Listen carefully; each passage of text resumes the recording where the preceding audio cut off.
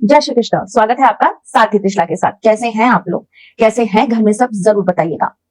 आप परिवार हैं हमारा, और परिवार का हाल चाल लेना अच्छा भी लगता है और सुकून भी देता है।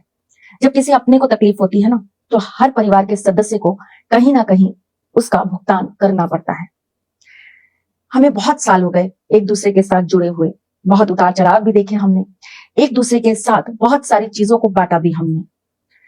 मौसम बदले, ऋतुएं बदली, लेकिन हम फिर भी एक परिवार के साथ चलते रहे, एक उम्मीद, एक विश्वास के साथ कि कभी ना कभी हमें अपने परिवार से वो आशीर्वाद जरूर मिलेगा जिससे हमारा सब कुछ पलट जाएगा।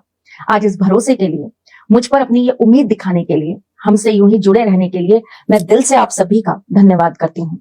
ये एक लंबा सफर हमने साथ तय किया है, और ये बात मैं आज आपको क्यों बोल रही हूँ, क्योंकि लगभग आज हमें 4 साल हो गए एक दूसरे के साथ।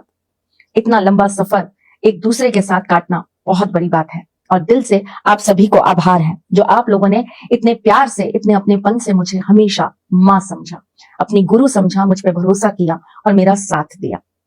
भक्ति वंदना परिवार की तरफ से मैं आपको दिल से धन्यवाद करती हूँ, बहुत सारा प्यार देती हूँ और ठाकुर जी का बहुत सारा आशीर्वाद देती हूँ। चलिए जी, आगे चलते हैं। आज मैं आपसे जिस बारे में बात करने आई हूँ वो एक बहुत छोटी सी चीज है। कई कई बार हम बहुत कुछ करते हुए भी उलझे रहते हैं। जिंदगी चल रही होती है पर कोई एक डोर कहीं ना कहीं अटकी होती है, या तो किसी इंसान के साथ, किसी काम के साथ।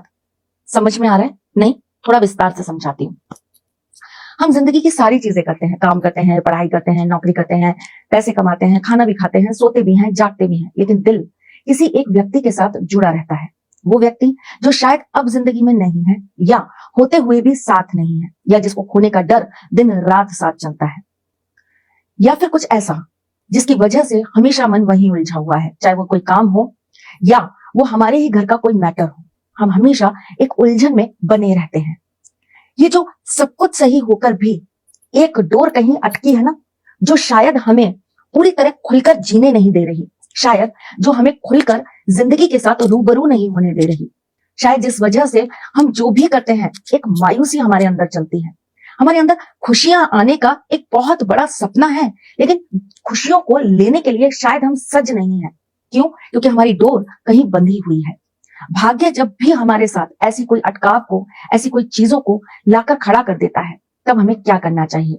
घर के अंदर पितृ दोष हो, चाहे घर के अंदर कुल दोष हो, कहीं ना कहीं से परेशानियां घर का दरवाजा खटखटाती रहती हैं। चाहे बेशक हम उन्हें बहुत जल्दी बाय बाय कर दें, लेकिन आती जरूर है। अब दरवाजे के अंदर आती हैं या दरवाजे से लौट जाती हैं, इससे मुझे कोई मतलब नहीं है। मेरे घर की तरफ आई ही क्यों है, देखा ही क्यों है, मेरा क्वेश्चन ये होता है। और अगर ये मेरा क्वेश्चन है तो इसका जवाब भी मेरे ही पास है। क्यों? क्योंकि मैं आपकी एस्ट्रोलॉजर हूँ, वास्तुशास्त्री हूँ, चेहरा भी पढ़ती हूँ, आवाज भी पढ़ती हूँ, हाथों की लकीरें भी पढ़ लेती हूँ।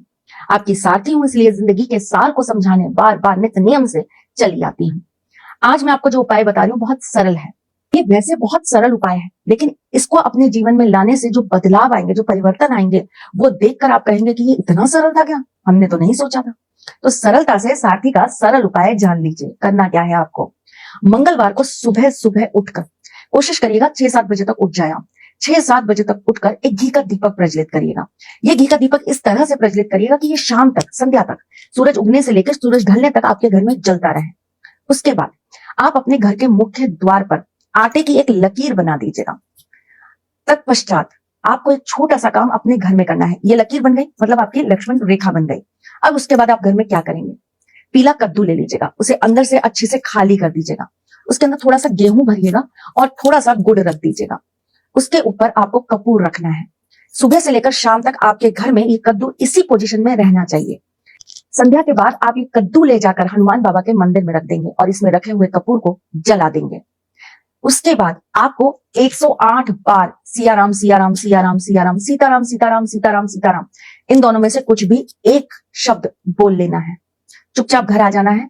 घर आकर आपके घर का जो मंदिर है वहां हाथ जोड़ना है और कहना है कि मेरी जिंदगी की उलझन को, डोर को सुलझा दो, मुझे हर परेशानी से निकलने का रास्ता दिखा दो। करके देखिएगा।